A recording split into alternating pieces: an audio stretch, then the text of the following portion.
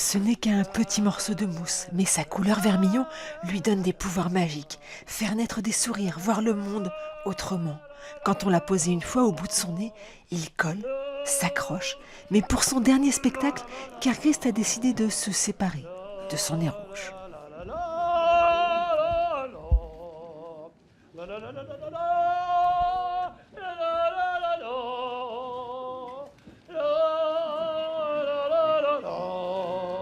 Ce nez, je l'ai porté pendant des années, des dizaines d'années.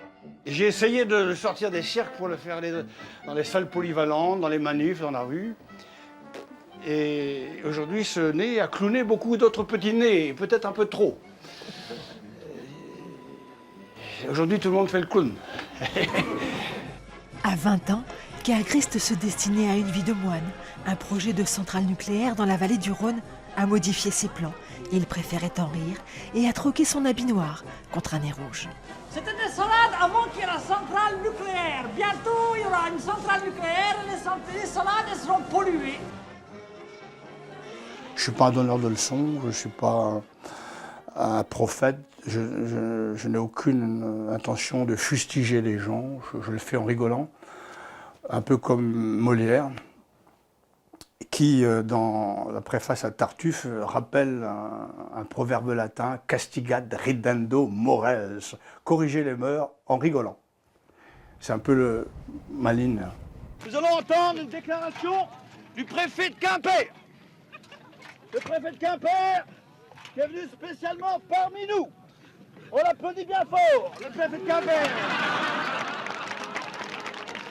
De Plogoff à l'Italie, en passant par la Norvège, Kerchrist a promené son clown atomique, puis son clown agricole, son clown chômeur sur toutes les routes, de salles des fêtes en théâtre.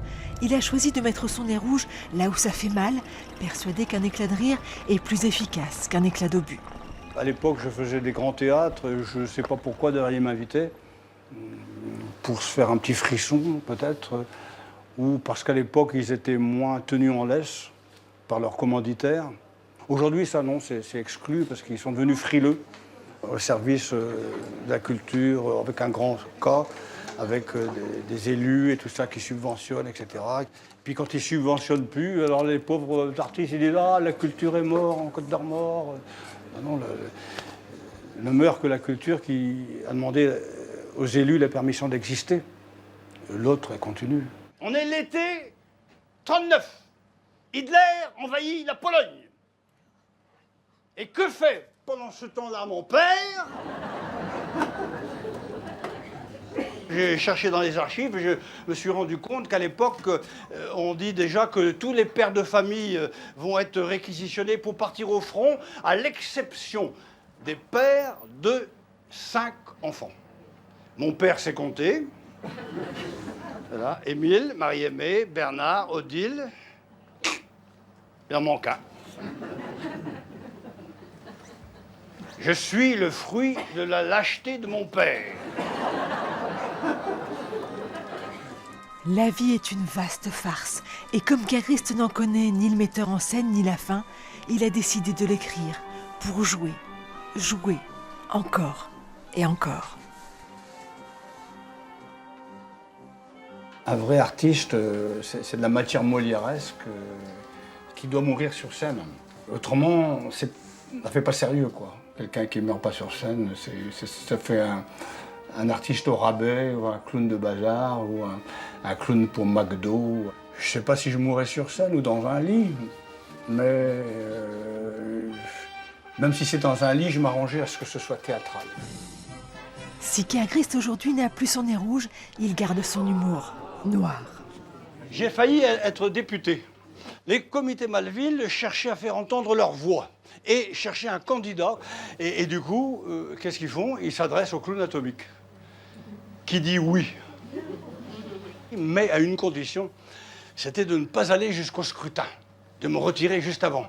Et la veille du scrutin, donc 2 jours avant le scrutin, je fais publier dans la presse que le clown atomique n'est plus candidat. Il se retire. Je reçois le lendemain un télégramme du sous-préfet de la Tour du Pin me disant « Trop tard !» Alors avec les copains, on a fait le tour de tous les bureaux de vote, on a poussé des affichettes. Ne votez pas pour moi, ne votez pas pour moi, ne votez pas, ne votez pas pour moi. Vous avez vu, vous, des candidats qui disent ne votez pas pour moi? Et malgré tout, j'ai fait quelque chose comme 12% des voix.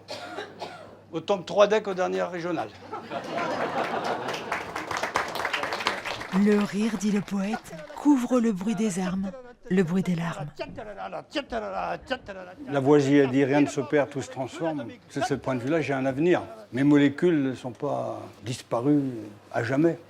Il restera des photons, des petites bribes corpusculaires, vibratoires, de tout ça.